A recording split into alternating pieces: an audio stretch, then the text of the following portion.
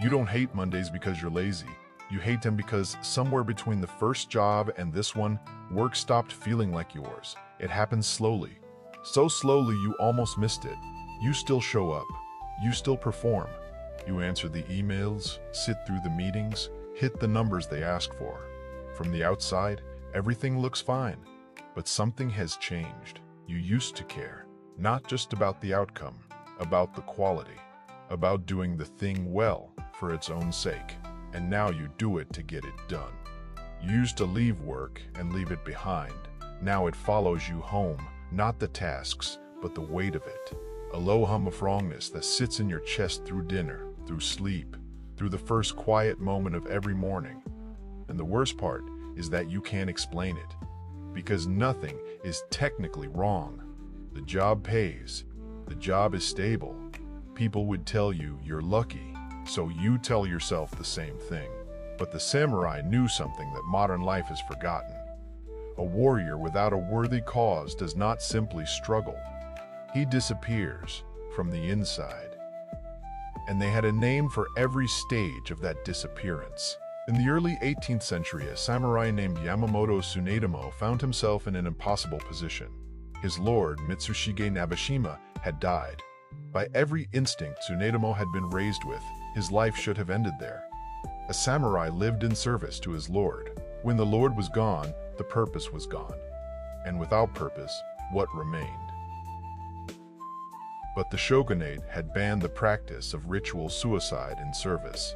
Tsunetomo was forbidden from following his lord in death, so he did something that may have felt, to him, like a slower version of the same thing.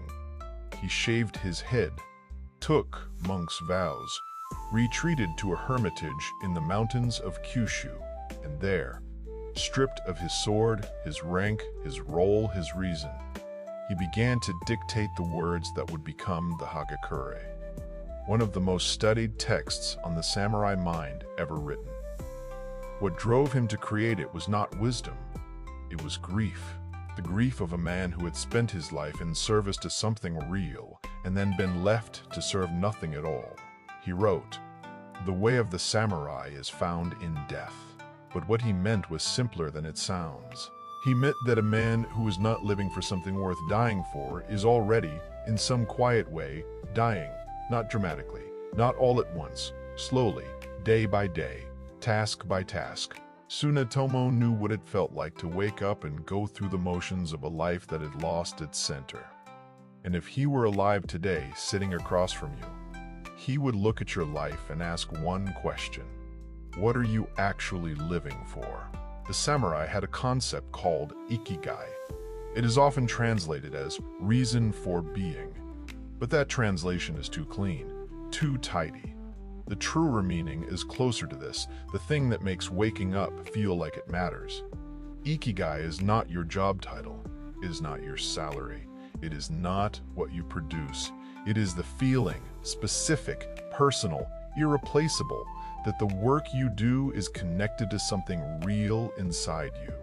When Ikigai is present, effort feels like expression. When it is absent, effort feels like erosion. And the samurai believed, with the same certainty they applied to the sword, that a man operating without Ikigai was not just unhappy. He was becoming less of himself with every passing day. That is what Tsunetomo was describing from his hermitage. Not laziness, not ingratitude, not weakness. The precise and measurable loss of a man's essential nature under the slow pressure of work that means nothing to him. Here are the 5 signs it is happening to you. The first sign is, you have stopped caring about how well you do the work, only that it gets done. The Japanese have a word for the craftsman's spirit called shokunin. A shokunin is not simply a skilled worker. A shokunin is someone for whom the standard of the work itself is a form of dignity. A sushi chef who has spent 40 years perfecting a single rice technique. A carpenter who sands a surface no one will ever see, because leaving it rough would be a kind of dishonesty. The shokunin does not separate himself from what he makes. When that spirit is alive in you, you feel it. You do the work, and something in you is engaged, genuinely, not performatively. When it dies, the work becomes transactional. You do enough to pass. You do enough to avoid criticism. You stop asking whether you did it well. You only ask whether you did it. If you cannot remember the last time you finished something and felt genuine satisfaction, not relief, not pride, not validation from a manager, but quiet, private satisfaction in the quality of what you made, the shokunin spirit in you is fading. And that is not a small thing. That spirit is one of the clearest signals that your work is still connected to who you are. Second sign, Sunday nights fill you with a dread that has no specific cause. This is one of the most universally felt and least honestly named experiences in modern working life. It is not anxiety about a specific meeting or deadline. It is a formless weight, a closing in, a grief that arrives without a name. The Japanese concept, mono no aware, describes the bittersweet awareness of impermanence, the gentle sadness that comes from watching something beautiful pass. But there is another dimension to it, a darker one. Mono no aware also describes the grief of something being wasted, of time moving through your hands in a direction you did not choose. Sunday night dread is mono no aware in its most modern form. It is your deeper self grieving the week ahead, not because it will be hard, but because it will be another 7 days lived slightly outside of yourself. If you feel it every week, that low, unnamed closing, your spirit is registering something your mind has not yet been willing to say out loud. Third, you are a different person at work than you are anywhere else. The Japanese distinguish between Honne and Tatemae.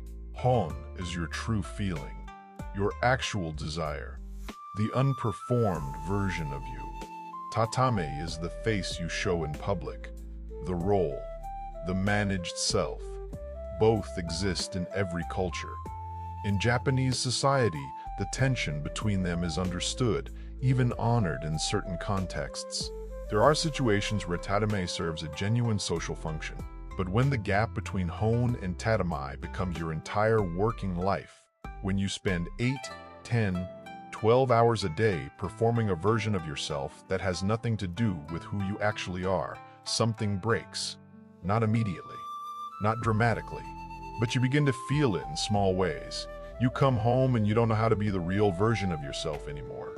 The performed self starts to bleed into your evenings, your relationships, your private hours, and after long enough, you start to forget which one is actually you.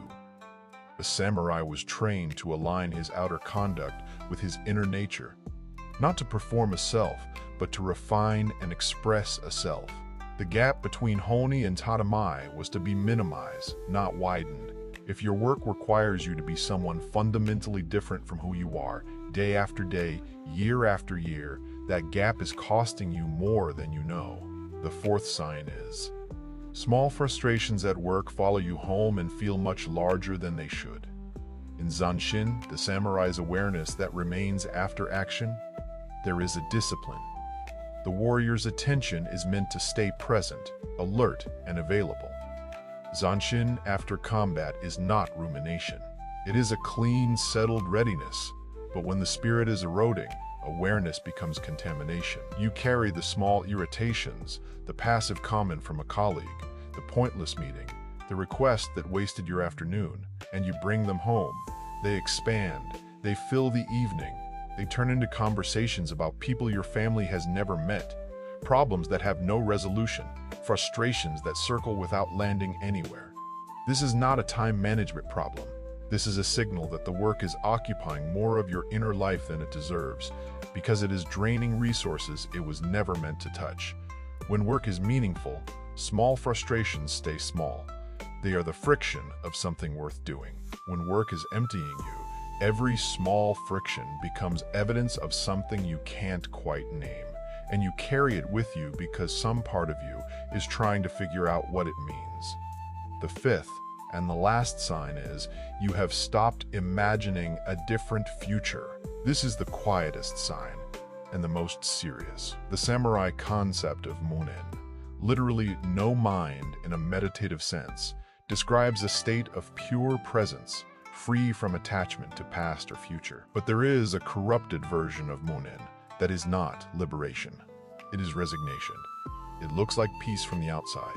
You stop complaining, you stop dreaming, You stop asking what else might be possible. You tell people you're realistic now, that you've grown up.